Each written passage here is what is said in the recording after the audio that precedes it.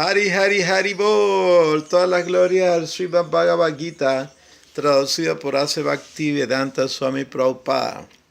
Estamos en el capítulo 3, Karma Yoga, acción en la conciencia de Krishna.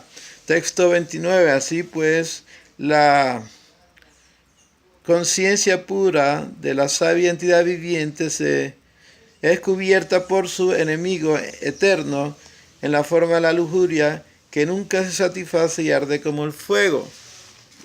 Krishna más adelante explica que hay tres puertas que conducen al infierno: la lujuria, la ira y la codicia. La lujuria la traducimos como deseo, la complacencia de los sentidos, y la raíz de la complacencia de los sentidos del mundo material es el sexo. Entonces Krishna está pidiéndole a Arjuna que regule todo ese tipo de impulso para poder controlar la lujuria. La lujuria se traduce como aquella energía que lo induce a uno a gratificar los sentidos, incluyendo la mente, que es considerada el sexto sentido. Y la codicia es aquella actitud donde uno quiere acumular cosas para la gratificación de los sentidos. Y la ira se manifiesta cuando la lujuria no se satisface y cuando la codicia no se satisface. Texto 40, los sentidos, la mente, la inteligencia son los lugares de asiento de esa lujuria a través de los cuales ella cubre el verdadero conocimiento de la entidad viviente y la confunde. Entonces aquí Krishna está diciéndonos dónde se encuentra la lujuria: en los sentidos, en la mente y la inteligencia, y por cierto también en el ego falso. Así que ya hemos ubicado dónde está el enemigo número 1. Ahora continuamos escuchando que dice Krishna. En el texto 41, Krishna dice: por lo tanto, Arjuna, el mejor de los Bharata, desde el mismo principio domina este gran símbolo del pecado, la lujuria, mediante la regulación de los sentidos, y mata a esta destructora del conocimiento y de la autorrealización. Entonces aquí hay que ver cómo se mata a esa lujuria, o sea, cómo se controla ese impulso, porque ese impulso es muy fuerte, todos lo sabemos. Los sentidos de trabajo son superiores a la materia burda. La mente es más elevada que los sentidos, la inteligencia es aún más elevada que la mente, y ella, el alma, es incluso más elevada que la inteligencia. Ese es texto 42, donde Krishna está explicándonos con mucha claridad que los sentidos son superiores a los objetos de los sentidos. O sea, los sentidos son superiores al cuerpo, a los sujetos que vemos.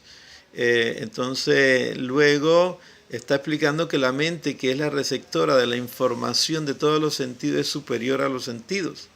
Y que la inteligencia, que la usamos para razonar, es superior a la mente. Y el ego falso, que es más sutil, es superior a la inteligencia. Y el yo, el alma, el verdadero ego, es superior a todos esos elementos.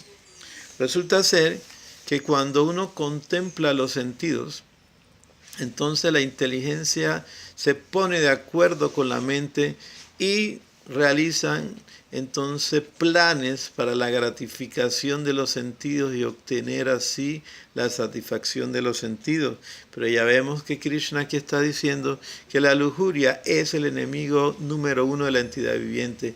Y si la Prabhupada nos había explicado en textos anteriores que la lujuria es cuando el amor por Dios que tenemos toca la naturaleza material, entonces cambia y queda cubierta ese amor por los 3 grados de lujuria que Krishna dio el ejemplo de el niño en el embrión, del polvo sobre el espejo y del humo en el fuego.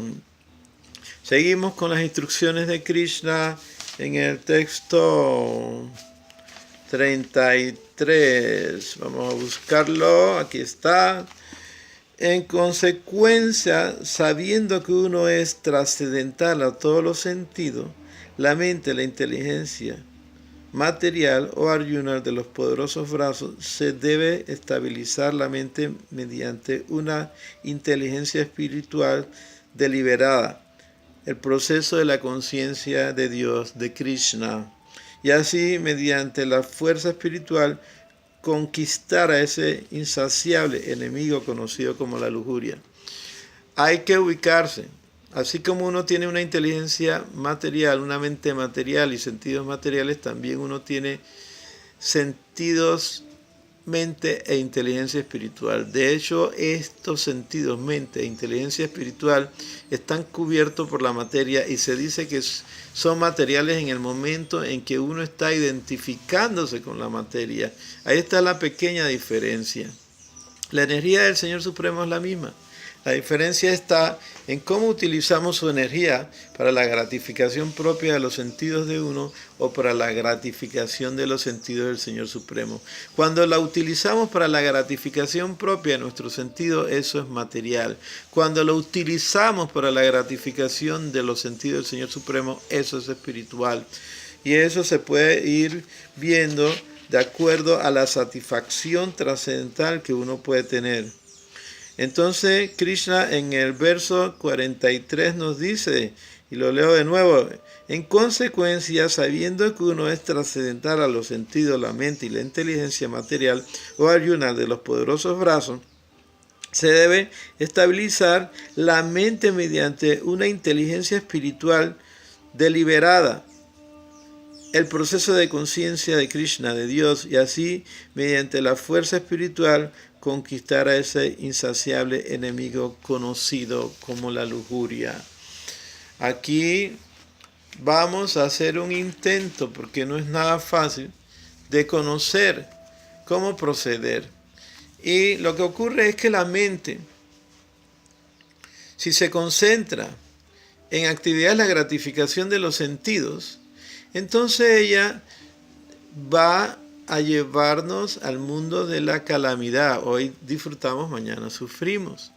Pero si nosotros ocupamos la mente en el servicio del Señor Supremo, escuchar sus nombres, comer la comida ofrecida al Señor Supremo, ejecutar el trabajo en función a ofrecérselo al Señor Supremo, hacer todas las actividades en base al Señor Supremo, uno puede ir saliendo de la energía material hacia la energía espiritual. Es todo un proceso y uno se convierte en su propio laboratorio y uno puede estar consciente y realmente puede ver en qué estado de conciencia está. Si uno desdeña las cosas del mundo material de manera automática, uno ha trascendido la naturaleza material. Pero si hay mezcla de asuntos espirituales y material, ya uno sabe que es un devoto mezclado.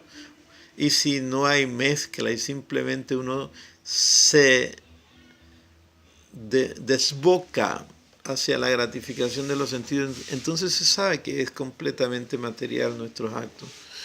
Así que nosotros podemos ver que en esta sociedad donde vivimos siempre hay tres puntos de referencia porque estamos viviendo en un mundo dual.